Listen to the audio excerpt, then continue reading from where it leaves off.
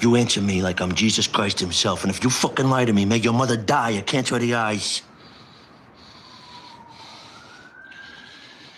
Where's Pussy? I don't know. Don't you fucking lie to me. Tony. Did you do it? Tony. Shh. Don't fucking lie to me. Did you do it? No. Did you fucking do it? No. Did you fucking do it? I said no! Now get your fucking hands off. Yes. Wow. What good timing. Cancer of the eyes, you say? Welcome to Cut to Black, a Sopranos sit down. I am Jim Scampoli. Those are dogs that I have that are barking in the background, but they'll be quiet, hopefully. And we are here to discuss Sopranos, Season 1, Episode 11, Nobody Knows Anything. Yes, we are. I'm Jacob Burrows, and you tell those dogs that out there, it might be the 2010s. Out there, it might be the 2010s, but in here, it's 1999. 2010s, 99, okay? Because we're going back into the Sopranos again. Oh, yes. I did almost use that clip as well for the open. What a good little segment. That's right. This is Season 1, Episode 11. This episode is written by Frank Rizzulli and directed by Henry J. Bronstein. Frank Rizzulli, you may remember, he also wrote the episode Pax Soprana and The Legend of Tennessee Multisanti, and he is back here with a... and he also wrote A Hit is a Hit, which is the previous episode we just watched. Does he write like every upcoming episode of the show? Because it seems like either people work on one episode or they work on almost every episode. He's got a bunch more, but yeah, he's got about another 5 of the next 70 okay. or whatever. Okay. How many do they have? 86 or 68, something like that. All right. And the title is Nobody Knows Anything, which is a line that Paulie says when it comes to Bax. Nobody knows anything, really. And it's also said by Tony regarding Pussy's whereabouts at the end of the episode. And yeah, at the end, I really do feel like, I mean, you do know everything because you've watched every episode. That's the whole gimmick. But I don't know anything about what's going on, and this is a great episode. I know that. Yes, yeah. There's a lot of movement going on, a lot of plot stuff falling into place. I mean, and it should be because after this episode, there's 2 episodes left in the season. But things are really coming to a head here, especially on the mafia side of things, as there are potential rats, potential wiretaps, maybe, and also some potential hits going out on some of the characters we know and love. Yes, and intrigues aplenty. Overall on the episode, there's so many great scenes. Like in my notes, most of the notes I wrote down what the scene is, and then oh yeah, this is a great scene, and then this is a great scene. And some of the scenes are just okay, and then most of them are just great. There's none, like, there's been sometimes in some episodes where it's like, oh, I guess this happens. But here it's the other way, where it's like, oh, another great scene in the same episode. And yeah, I enjoyed it. Yes. So, I mean, I guess we could kind of get right into the nitty gritty because we open this episode with Paulie, who's at a whorehouse, and we hear some commotion going on, and apparently it's Big Pussy Bumpin' Sarah, who we've kind of only, I mean, we know of him, of course, because he's on the show and he's part of Tony's crew. But this is kind of the most time we spent with him, and we still are kind of, what's going on with this guy? I mean, by design, of course. Yeah, I mean, he's, for me, the guy who's not the other pussy, like from the initial episode where it's like a confusion as to which pussy's getting whacked. Although I do need to correct you. It's not a whorehouse, it's a brothelello. And I also noticed we do see oodles of these really high panties that were apparently all the rage, that go, like, the sides just go up to your navel, more or less. So that's interesting. There's a little time capsule for everyone. Or maybe it's a cultural thing. Maybe they're still all the rage over there. I don't know. But yeah, apparently this brothello is a social hotspot because everyone's there. Everyone's just hanging out at this location we've never been to before. And Pussy seems to be having a heart attack, but no, it turns out it's his back. And they get a doctor to come in and everything, which is hilarious and great. And yeah, they help him out of there. And usually that would be enough for like a stinger, like a thing, just an intro to the episode. But no, then the FBI busts into the Bada Bing too and find a huge pile of guns, and Pussy makes a run for it, which they comment on in the episode. Why did he do that? And I still don't know why he did that. And yeah, no, even when he gets out, everyone's making fun of him. So yeah, lots of movements right off the bats with the FBI's and everything. Well, real quick, I want to go backwards for a second because you mentioned like usually it's kind of like a stinger. You reminded me of the intro. Now, when you watch Sopranos, is the Sopranos intro like a Game of Thrones worthy intro where you watch it every time? You know, it has been. It hasn't been all the time lately, actually, but it definitely was, and usually is. I guess it depends on my mood, but it's like it is kind of Game of Thrones-ish because you really get into the mood for some mob shit, just like you get into the mood for dragons and stuff. Well, that's what I'm saying because I realized when I was rewatching this episode, I'm watching the intro every time. So Yeah. far, 11 for 11. I'm like, I got to watch it. You got to see, you got to hear the music. You got to see Tony making his trek from New York into Jersey. You see Satrielli's, you see Pizza Land, you see things get more suburban. And Tony pulls up to his home and he's like kind of annoyed. Yeah. You know, I now that I think about it, I definitely always watch at least half the intro. Like Yeah. I skip forward a little bit. Like I don't need to see the very start of it, but you know, I need to know who woke up and when, what did they bring with them, and everything. Yeah. But yeah, I just realized, I don't know if we've called it out yet in our discussion of these episodes, but I think Sopranos intro is definitely an all timer. And especially at a time, I mean, I guess at a time where there were more show intros, there's more common for, sitcoms and shows to have intros. Now it's like, there are the big ones, but usually it'll be just like a quick thing like Breaking Bad or whatever, or something really fast because intros are thought of as cheesy unless they're like elite. But Sopranos, I feel elite intro.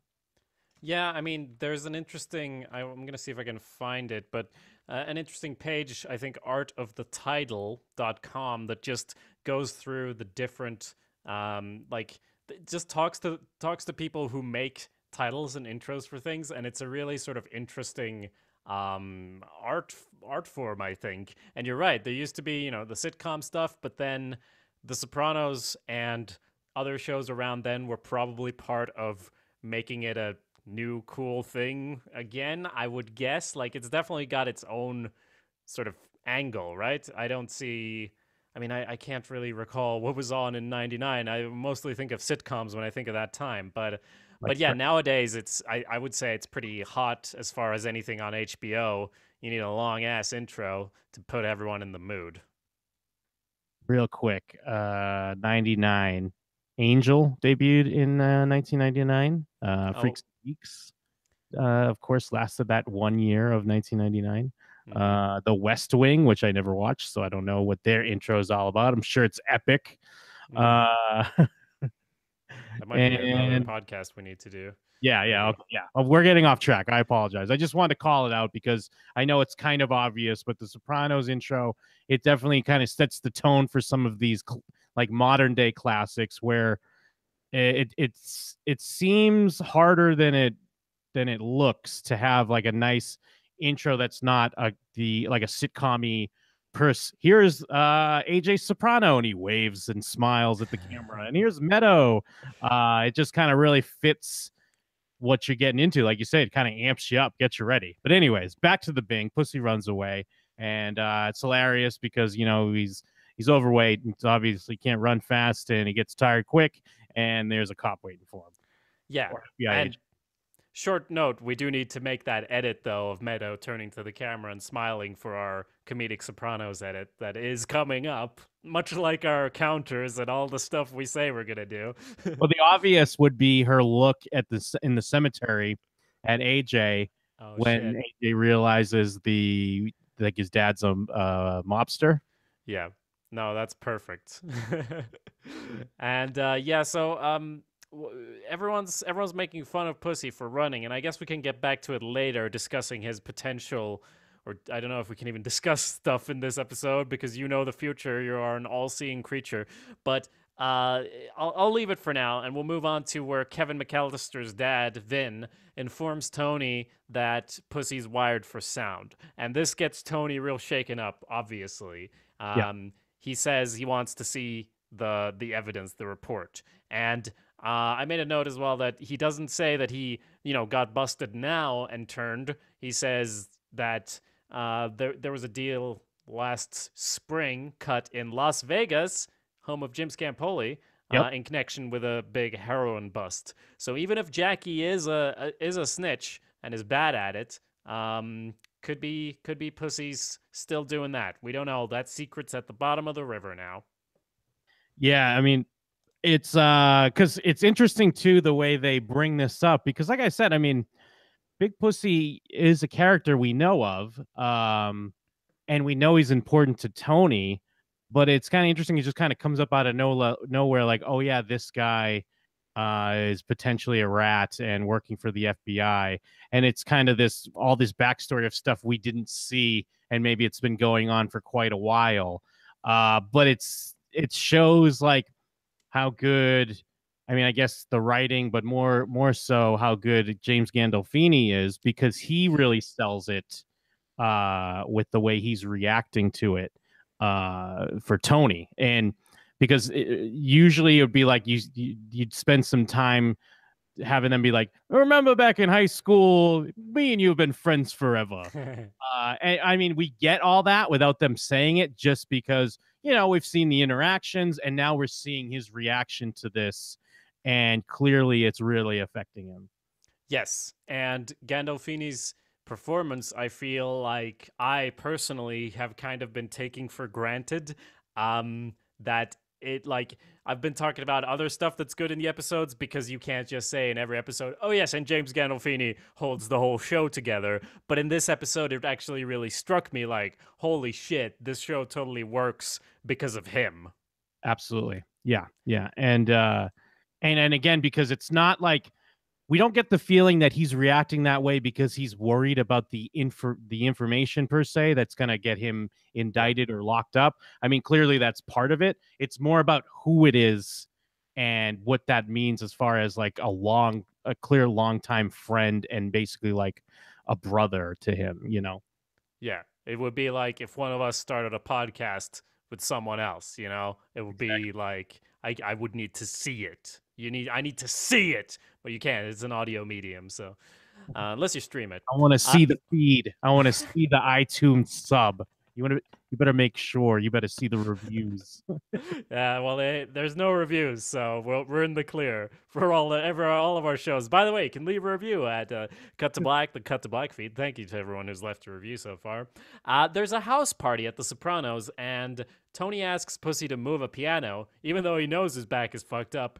And Pussy, I love how he makes sure to walk all the way up before saying that he can't do it because he doesn't want to shout across the room, obviously. He wants his dignity, so he kind of whispers it.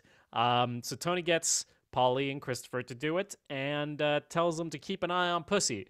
And they know something's up because of how he's popping them perks. Polly says there isn't even anything wrong with his back, so there. Yeah, and he hasn't been making his collections, right? He hasn't been out on the Right. street picking up that money, and you start to look like an easy mark or something where, I'll get money from this guy and he's not going to come pick it up. And Polly even says how like I even offered to pick it up myself. But then I'm wondering, like, I wouldn't want Polly making my runs because he's taking that money. He's like he's skimming some off the top for the trouble. Yeah. Like, no, don't worry about it. I'll do it. But yes. So we get the information about that. Big Pussy's acting weird. He's not making his collections. He's popping these pills. And Polly made a recommendation to a doctor that worked on like the Jets, like the New York Jets players. So he's a real good back doctor. But I love how Polly has that second guess where I don't know if it's just because of Tony's reaction or he realizes the potential of what could happen to what he's saying. Because then I was like, oh, but also, when it comes to backs, they don't really know anything. Yeah. Yeah. That's nice. There's a therapy session coming up next, and Tony's sort of asking about psychosomatic pains, which is when you feel something, but it's all in your head, but you really do feel it.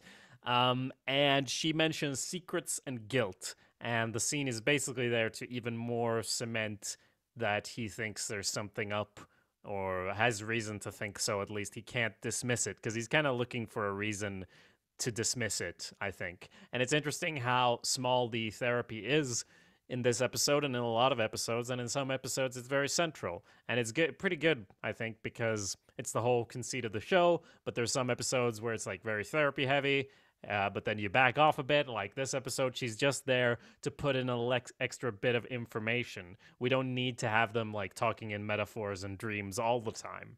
Absolutely, yeah. Where it's nice to know that it does it. They don't have to think of it as this thing to shoehorn in all the time or bookend every story. Yeah. They kind of just use it when they should.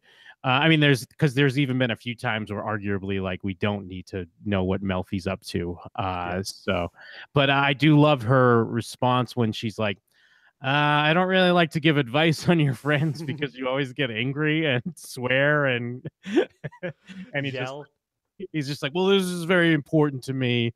It's trying to like settle it down. But yes, as we have become aware, I mean, because we know and Melfi knows he is looking, she doesn't know the specifics, but she knows Tony well enough that it's clear he's looking for either like a specific answer, and if you're not and you're gonna give him the one he doesn't want, he's gonna freak out and say that you're a fucking idiot. Like, Yeah. I mean, going back to what was it with the cancer thing, and he's like, what do you know, you don't you're not a cancer doctor, and he starts freaking out. Well, yeah, I was gonna say, going back to literally any episode, you mean? That does happen a lot, so I get it from her perspective. Next scene, Tony and Vin hang out at the brothello, and this is one of the scenes where I wrote, great scene.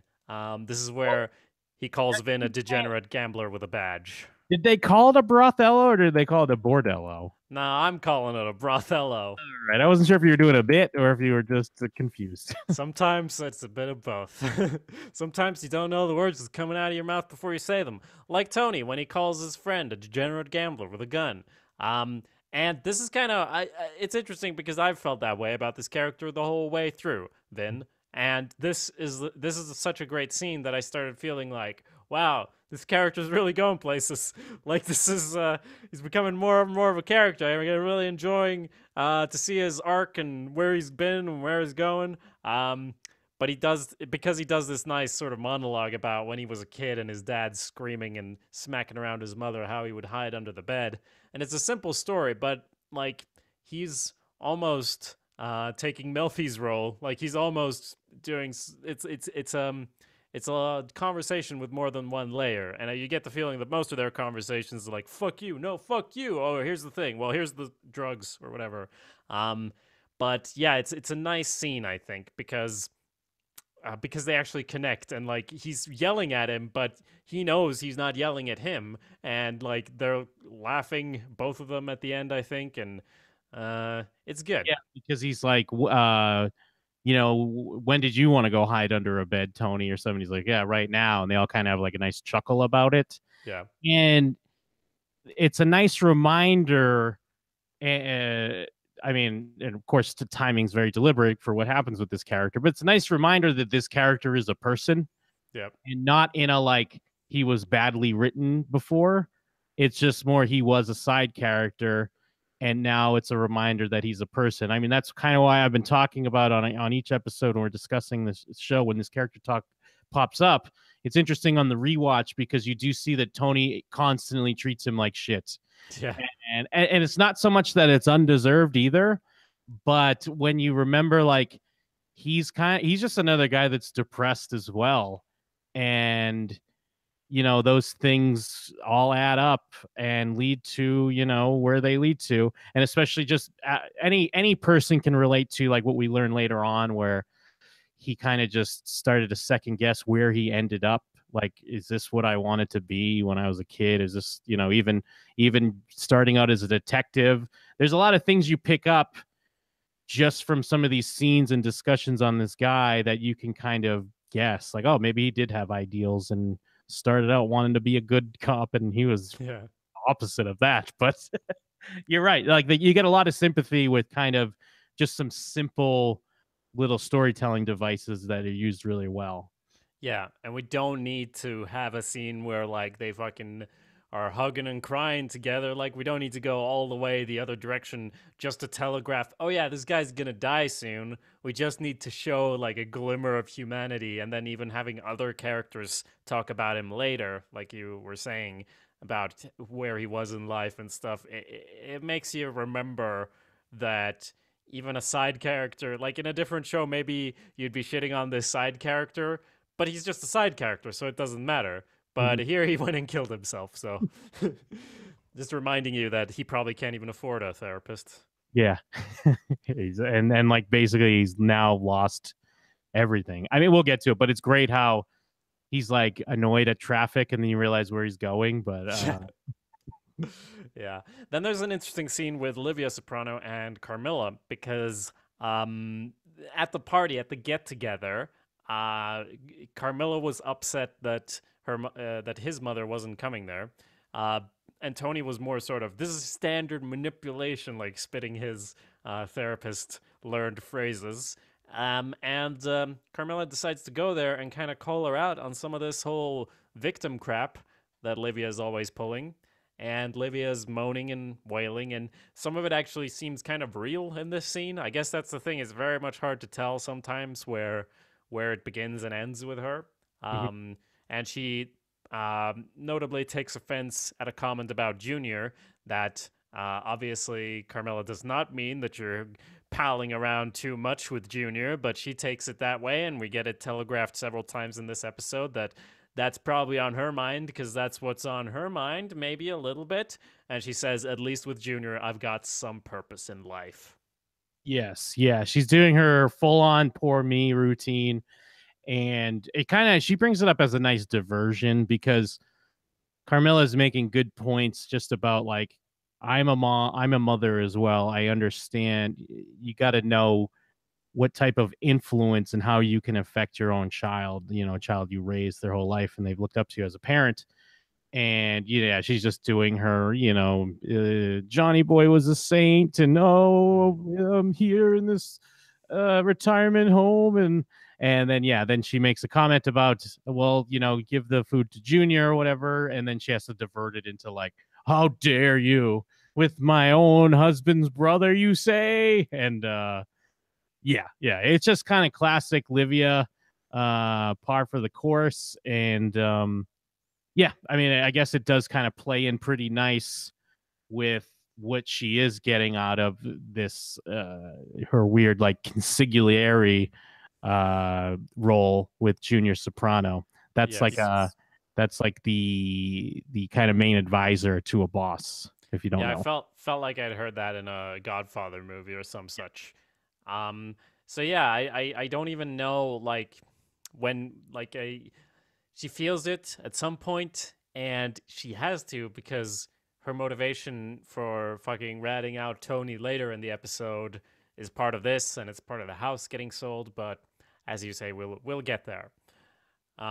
Tony visits Pussy in his house and sees his son who's home from college, and he does his sort of whole don't ever let anyone make you feel like you don't have options because you have friends. You got anything you want to tell me? But it doesn't really lead anywhere. Yeah, he goes there kind of feeling him out, trying to see what you could pick up here. And Big Pussy's still he's all laid up in his recliner with his back. And Tony makes like a great dad joke about, you're studying astronomy? Why are you always up in the stars? Or some shit like that. Like It's pretty good. He's saying, "Oh, you're studying astronomy," and he's like, "No, business." He's like, "Oh, why is this guy saying you're taking up space in college?" that's what it was. Yeah, and such a classic. A moment where it could be these are just regular. This is your dad and your dad's friend who you call Uncle Tony, even though he's not your uncle or whatever. Yeah. Just a couple of regular lamos who may murder each other. Who knows? Yeah. But yeah, it's just kind of a nice. it's like a nice reminder. Like, say you're on the other side though, like in Big Pussy's position, whether he is a rat or whether he isn't a rat. You start to, like friends come to, like, they kind of make this point in Goodfellas a bit, like your friends are the ones that show up smiling and then they kill you. Yep. So it's got to be such a weird, with like, wait a minute, why is he visiting me at my house and he's asking questions? Or, then later as we see, like, Paulie just shows up and it's like, hey, hang out, let's hang out. But then it's like, oh, wait, do you want to hang out with me or do you want to kill me? What's going on here?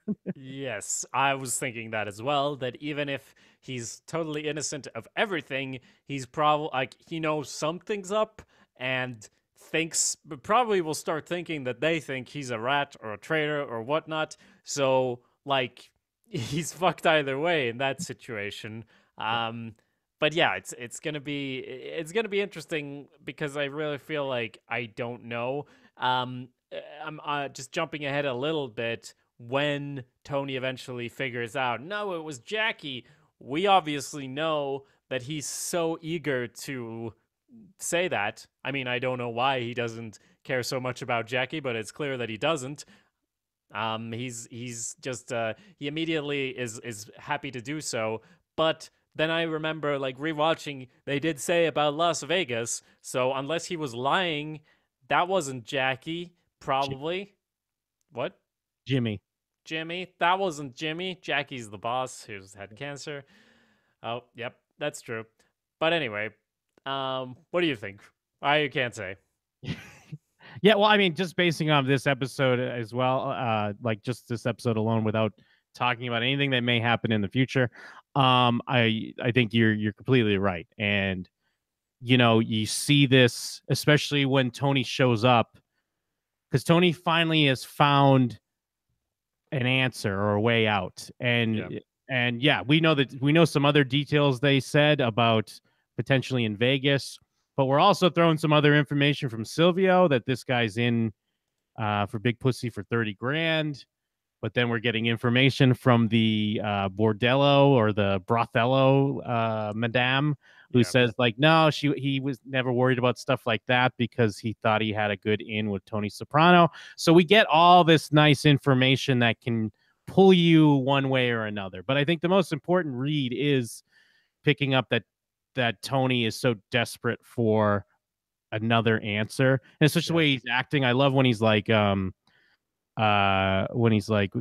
Paulie? And then he's like, he said he'd be here. And he goes, why isn't he here now?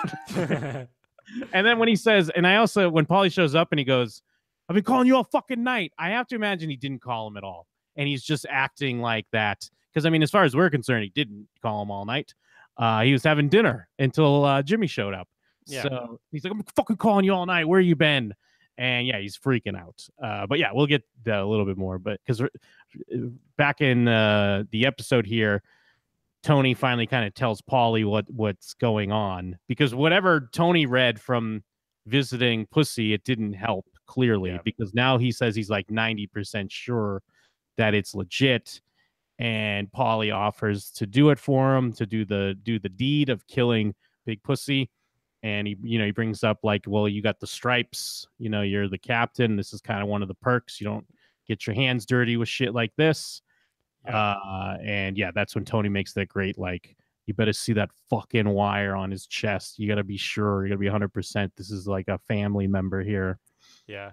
110%, I think. And this is where I wrote another great scene, because I just loved the scene. And maybe this is where I wrote about his acting, Gandolfini, the way he's sitting there and drinking, and he comes in and finally shares this thing. And Paulie does really well as well, acting wise, because he says, like, his mind is blown, and then he sort of gathers himself and says that he's gonna do it. And Tony even says, no. And like you said, I wrote down that line, you waited a long time for the stripes. This is one of the perks. I'll do it. And Tony does agree. But yeah, he wants him to see it. But, like, here's the thing. He should have just needed to say that once. But the thing is, he says it like 8 times, that you need to see it. Do you understand? And he's like, And he's like, don't, like, fucking tell me. So that makes me feel like Paulie might be the worst person for this job because you had to tell him that many times. You shouldn't need to do that because he's your friend. He should already want to be super sure. And if he's an idiot, don't give him that job. Like, for example, if he's gonna go, well, he didn't take his shirt off when I started yelling at him and driving him around and putting him in a place he didn't want to be. He didn't take his shirt off when I told him to, so I better cap this motherfucker.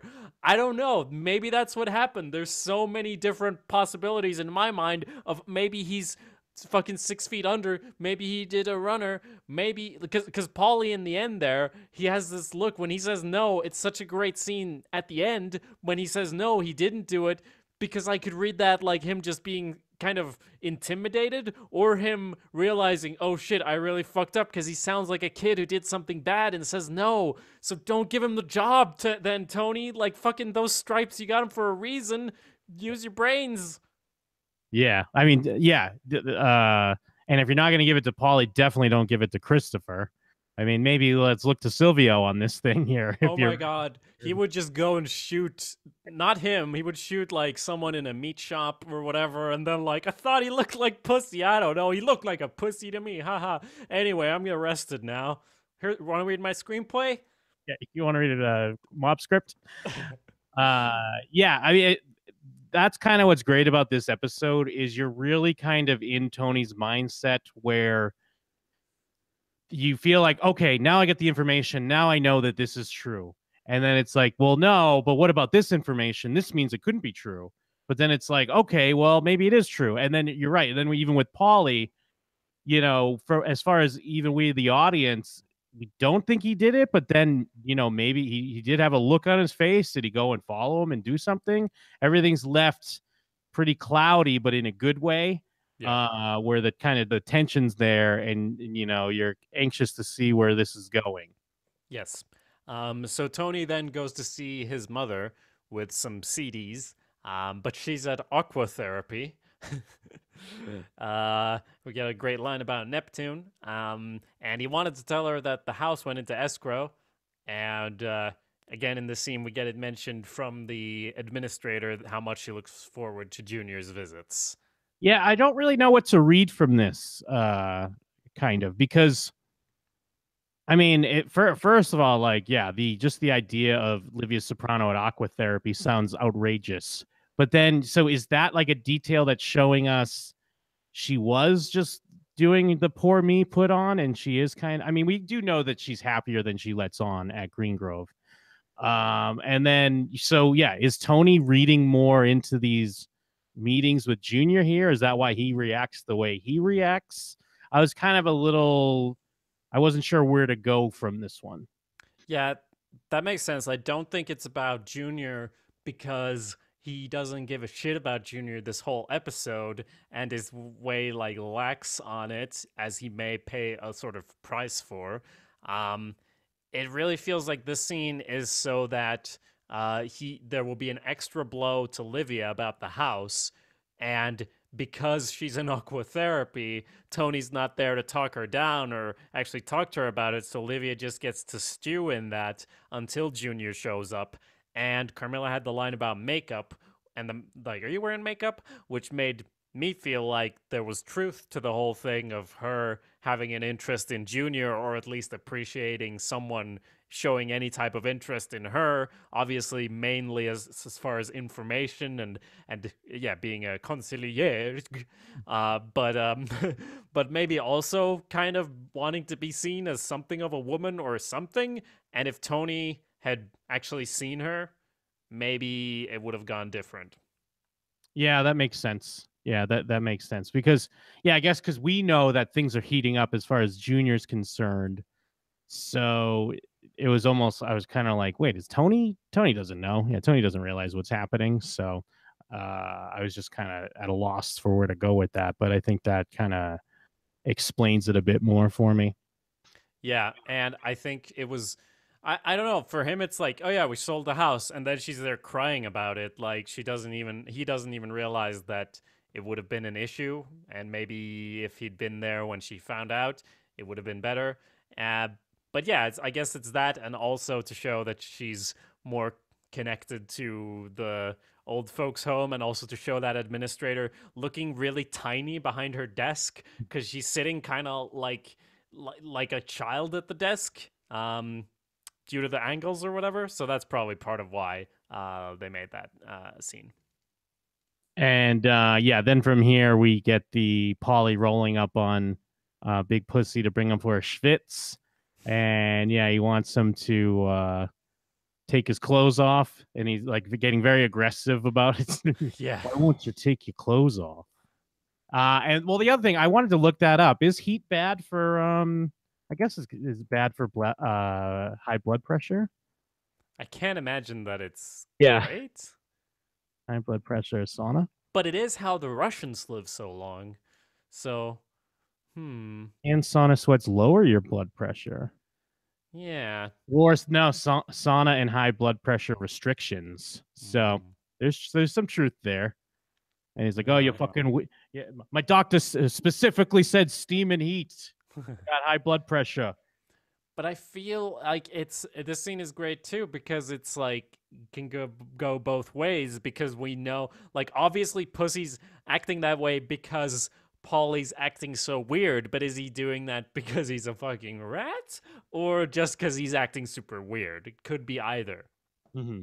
Yeah, and it's like, oh man, all the glitz and glamour of being a mob boss, but now you have to wonder if your friends are flipping on you. Jesus. Yeah. And yeah, as you mentioned, Silvio has been investigating Vin and found out that he owes Pussy 30 big ones. So, but Tony doesn't, even though he really wants an out, he doesn't latch on to that and say, "Oh, it's done then, let's kill Vin." He just, he's not fully convinced one way or the other. And he mentions someone who flipped previously, and I don't know if that's either a real mob person or the guy he killed in the college episode. No, it's he mentions Gravano. He's like, that's what they said about Gravano. That's Sammy the Bull Gravano. He's the one of the main witnesses that put John Gotti away. Okay, cool. And I think he's one of those guys that he ended up in like witness protection or whatever in like Arizona, and then was like arrested a few times later for like just setting up shop, basically, like while in witness protection, just kind of dealing meth and doing all kinds of fucking shit after he got his after he turned on John Gotti. So kind of similar to the guy they killed in the college episode then. Yeah, basically. He had his little drug deals and everything. Then the brothel gets busted while the cop is there, and the mob guy, and as we said, it's a social hub, so everyone gets busted. I'm amazed Tony wasn't there, or no one really important from the crew. I guess one of the other capos gets busted. This leads to sex talk at the breakfast table, and the whole, nope, it's 1954 out in here, and so on. Well, and I love how they cut to the news, and the news makes that joke of like, I don't know what's more embarrassing, being caught like in a whorehouse or with a wise guy. And it's like, what news would ever make that?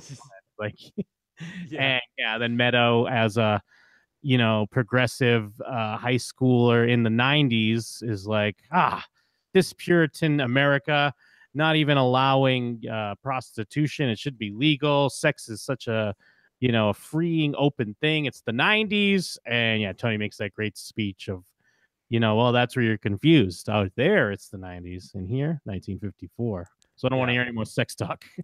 Yes. So that's just mainly, I think, a nice bit of family stuff woven in there and showing his general mood and his day-to-day. It's still going on. I also liked, well, I guess it's, after this when Jackie comes to see, I wrote Jackie in my notes. That's why I keep saying it. What was it? Jimmy Altieri is the guy. When Jimmy comes by, he tells AJ to go check the door, and AJ's like, "I'm eating," and I'm like, even I, as a smart ass kid, is like, the door's right there. Like, it's not gonna take you forever. But yeah, I guess he's being a moody teen or preteen. Yeah, AJ. Yeah, I do like how that other scene ends with Meadow being like, "What's up with him?" Like, but yeah. So yeah, Tony's like, "Go get the door," but then he's also like, "See who it is first." Like, he's just yelling, like barking more orders as he goes to answer it. True. And it is Uncle Jimmy. Jimmy Altieri, and he's acting very out of character. Well, I mean, maybe not out of character, but he is acting like, hey, audience, maybe you need to take a second look at me, huh? Well, he is phrasing things really weirdly, making Tony think he's wired, and he says the money's marked as well, which I don't know, but it's to Tony it sounds like the worst bullshit ever to get them to like do something that's gonna get them caught. But more importantly, like he keeps saying like, so what are you gonna do about the huge money you stole? And like, they want to know, they asked me about the dead Colombian, remember? And like Tony's like, you're looking good, and like obviously not saying anything in that situation. Although we did skip over Vin killing himself. Yes, yes. So Vin, he's in traffic and he's getting really annoyed with traffic, but he's got his badge and gun and everything in a folder. Not a folder, like an envelope. We assume he's like on his way to turn it in, essentially, because maybe not getting. Because I think Tony even makes a comment like he probably wouldn't have gotten fired, but maybe he was going to get suspended or something like that. He's clearly on his way to a bad thing, and he's in a big rush. But we feel like we find out he's in a rush to jump off that bridge. And I think that's interesting because it's like, do you think he was in a rush because he would maybe lose his like will to do it or something? Where it's like, if I don't do it now, I'm never gonna do it. Let's just end this shit. Or just a nice little comical add-on to a suicide setup. I guess because it was my first viewing, I was so surprised, kind of, that I thought he got really annoyed with that traffic, huh? He got super like annoyed because he had to honk the horn, so I guess that's why he did it. So don't ask me for a deep analysis of why why he was doing that. But yeah, I guess you're probably right. It's just I mean he'd already decided, right? He didn't like he wasn't annoyed by the traffic to that degree. That would be stupid, and only a stupid person would think that. Yeah, I guess it's just a nice, maybe the way I could read it is clearly it's something he's thought about in the past and never went through with it. So it's like, now I'm going to go do it. And if I'm stuck here in traffic, maybe I'll lose my will to make this decision. And yeah, he takes a little plunge off the bridge. And yeah, I think we also do see Tony speaking to the madame, and she talks about kind of how he like. Well, I like how she says, he didn't really talk about you guys. Like, you're not the fucking main thing in his life. But he did kind of speak fondly of Tony, even though Tony treated him like shit.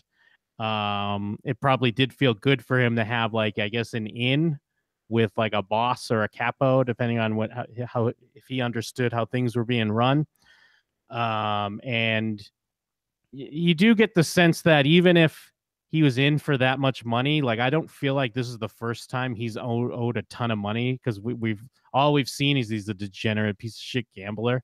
So I don't feel like it would be like, Tony even says, like, do you think this guy would have the balls to make a move like this? So I don't know. I like this scene and how it kind of just makes things a little bit more murky, and especially adding in the suicide and all that. So yeah, and obviously Tony feels bad for how he treated Vin. Kind of like the guy with the lisp or whatever. Oh yeah. Because afterwards she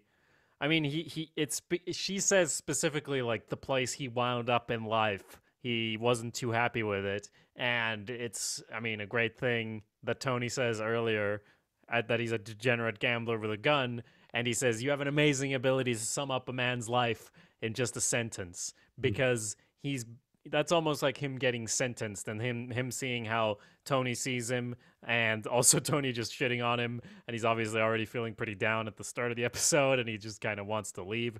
And it's great that they also have this moment of almost connection and tenderness earlier, because otherwise, if he killed himself, it would just be, oh, Tony, you shit on this guy until he killed himself. And Tony's like, oh, man, I got to talk about this in therapy.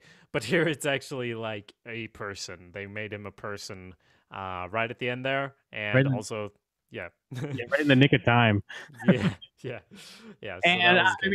And it's reminiscent of like Tony seeing the signs of depression with Christopher in his episode as well. I mean, given he's seeing these more now in hindsight with Detective Home Alone, because I mean he doesn't really give a shit about him that much. But yeah, they had a nice moment and a little connection. He realized like he had a little bit more uh of like a relationship with this guy than he thought. Yeah, and it's funny you should mention that because I'd kind of forgotten about Christopher's rough like depression because lately there hasn't been a lot about that. It's been sudden, all of a sudden it was like now we're in the music biz, and that kind of went away. But I mean I do appreciate the way this show kind of throws balls into the air and then waits a bit to catch them. Like with the FBI stuff starting to heat up there, like with Junior, like bringing us to the next scene where stuff about the meetings in the old folks' home, because that's kind of been on ice for a few episodes, but then it comes back and it makes sense because it's kind of been simmering and we knew something bad was going to happen. And that's probably the same with Christopher and a lot of things in the show. Yeah. Um, It's kind but of surprising to me that Junior didn't know about this, but I guess it kind of makes sense. He's not like paying attention to what they're doing. But like we've talked about in the past, it seems like they're very flippant with just showing up at the old folks' home and like talking to each other there and stuff like that.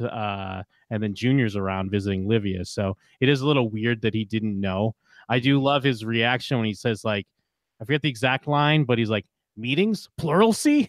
Because using the word pluralcy was so funny to me. Yeah, that's good. Yeah, he finds out about the meetings and everything, and obviously he's enraged. Enraged, yes. And she says, I don't want that talk. And if you keep talking like that, I won't tell you anything anymore. Showing that she's fully aware of what she's doing as far as feeding him information and such. But at the same time, I don't think she gets. I mean, she's such a great character because it's so hard to know for sure. But I don't think she gets how bad that would get from just saying that they're having meetings there. And Junior's already sort of floated the idea of maybe we need to do something permanent about Tony. And I don't think she would ever want that to happen, actually. So there, when she goes, "Whoa, what did I say?" It actually rings true. Yeah, and she turns on the waterworks, and yeah, she's like, "What did I say now? What did I do?" And it just kind of like hangs for a moment, like it just Yeah. hangs on her, and then it even hangs on Junior for a beat too. And I'm like Yeah. waiting for him to say something, but then it goes to the next scene. But I really like how they do that because again, it is the big question is like, is she manipulating this situation? Does she understand what's happening, or is she, yeah, like you're saying, does she not understand the full gravity? She maybe just wants it to be like a thorn in Tony's side, and maybe things happen to his crew or something. Like it's really hard to gauge where we're at. Yeah, and the weird thing is like that I think maybe Junior breaking up with his boo is important because previous to that, she was like when she was talking to Tony, she was all ready to shit on Junior and vice versa. Like she was kind of okay with playing both sides as far as like she wants to make everyone equally miserable. And maybe that's part of why they put in the stuff about the makeup and the administrator saying, "Oh, she really looks forward to those visits," to sort of cement her position closer to Junior, where she would fuck Tony up like this. Yeah, and then as we said, yeah, then we have Jimmy visiting Tony and kind of acting a little bit more suspicious. And then we cut back to Satrielli's, the pork store, where Silvio's there, and that's where Tony shows up, kind of very excited that he's maybe found an out here and that Jimmy's the fucking rat. Yeah. And where's Paulie? Why isn't he here now? I love his fucking the way he says that. Yes. Yes, and it's a great scene. Yeah, another one where I wrote that. And obviously when Paulie shows up, and just like he had to ask him like 50 times, "Don't do shit until you see the wire," he also has to ask him 50 times, "Did you actually do shit even though you didn't see a wire?" But then he does apologize because he does say no like a bunch of times, and it's either like, well, either you don't believe him and then you gotta kill him right away, or just chill out for a little bit. And he manages to kind of chill out a little bit. And I love, I think I mentioned at the top of the show with the quote, but when he's like, you know, if you lie to me, may Jesus give your mother cancer of the eyes. Like, Yeah.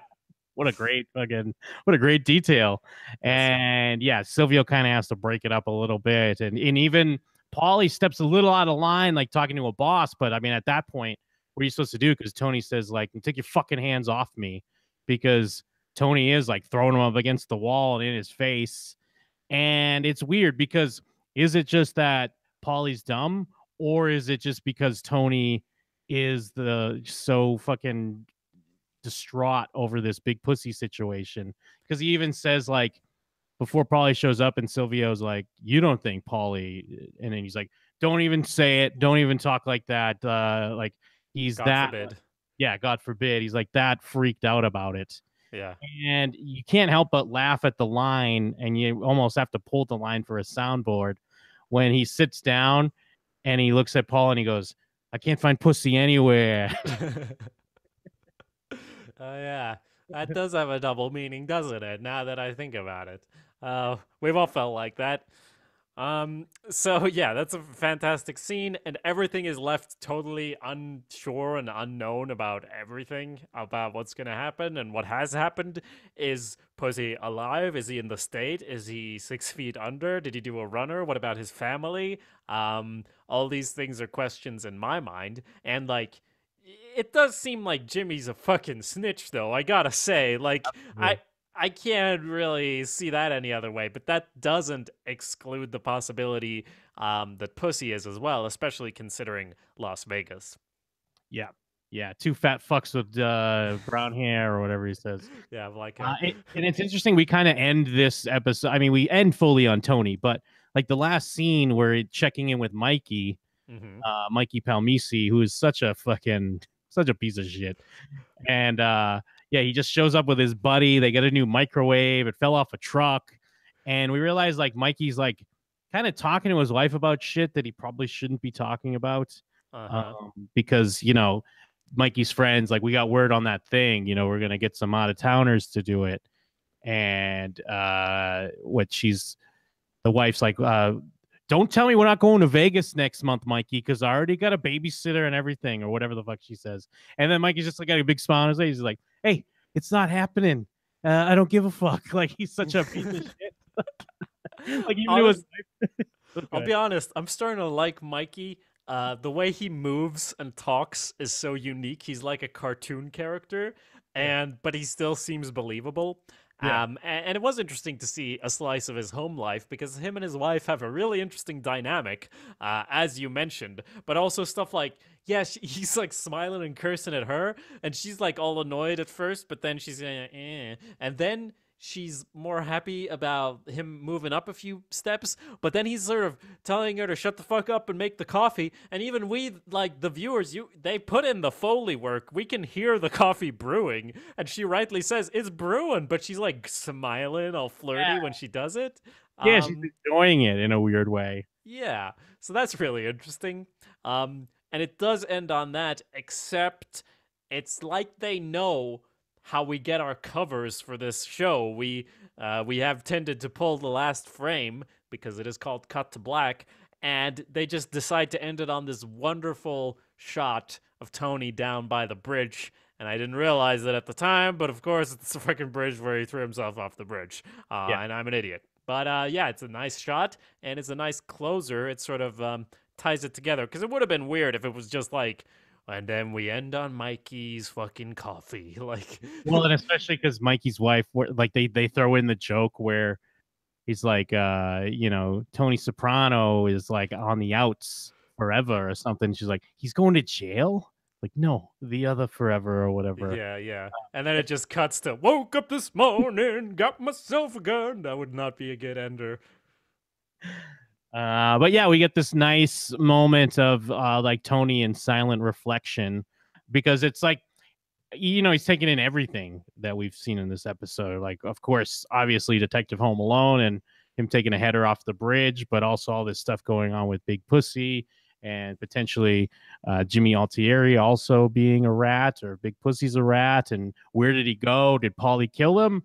All kinds of stuff going on. But maybe one of the things he should be thinking about is his fucking mom and Junior. Come on, dude.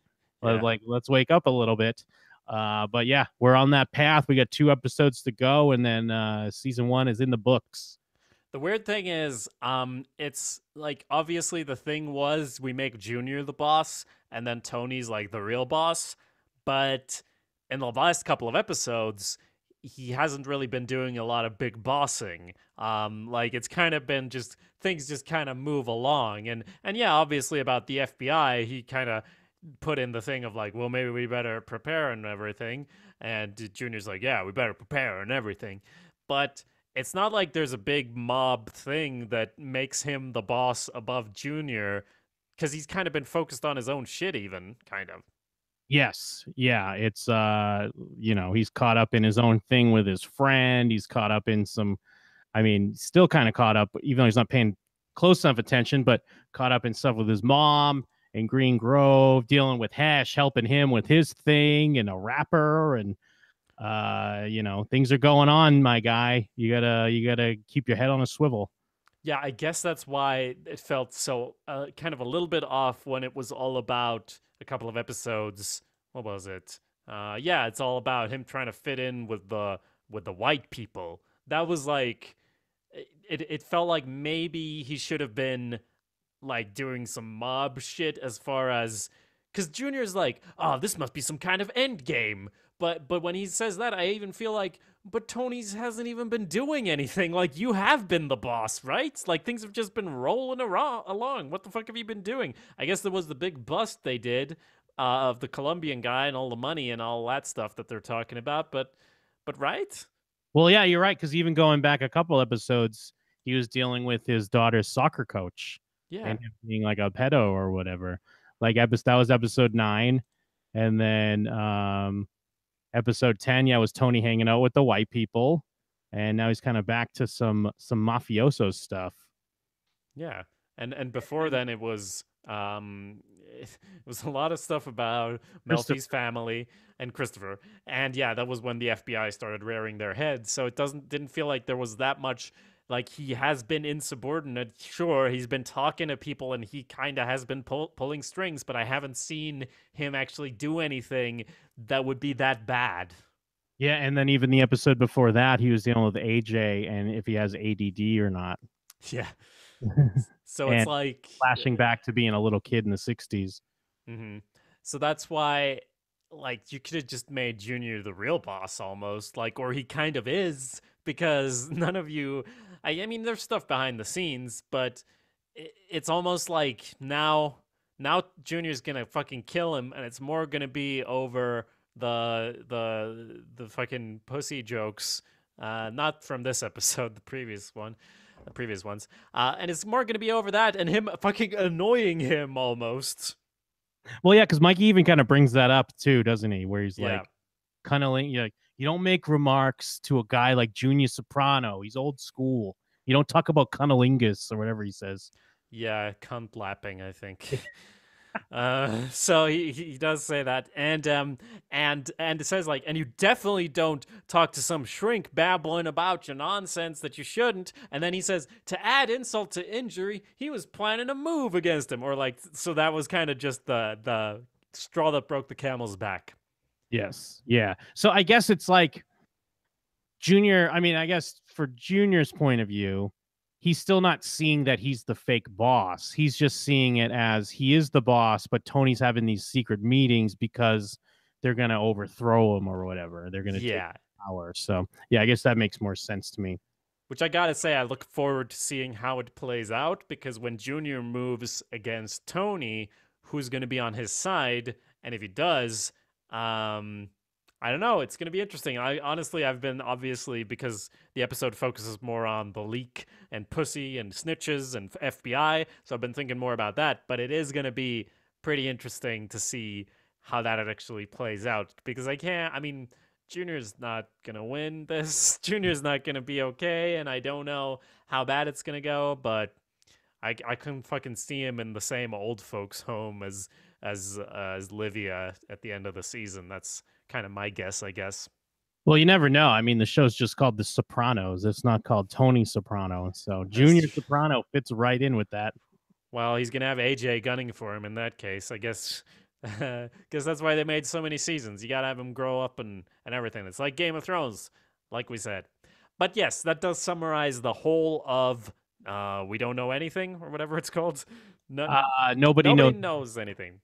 Yeah, which is an appropriate title because obviously we don't know shit at this point, and I'm excited to find out the truth. If you're excited to find out the truth, why not subscribe to our podcast feed at Cut to Black or showswhatyouknow.com. You can also check out Twitter at showswhatyouknow. That's you, the letter U, where we tell you when we're going to stream. But we're also trying to set a bit more of a schedule, so we will be doing our Sopranos streams at noon Pacific Standard Time and 9 in the evening in Sweden. Please 3 o'clock tweet- on the East Coast. I do apologize for this week. I know we said it last week.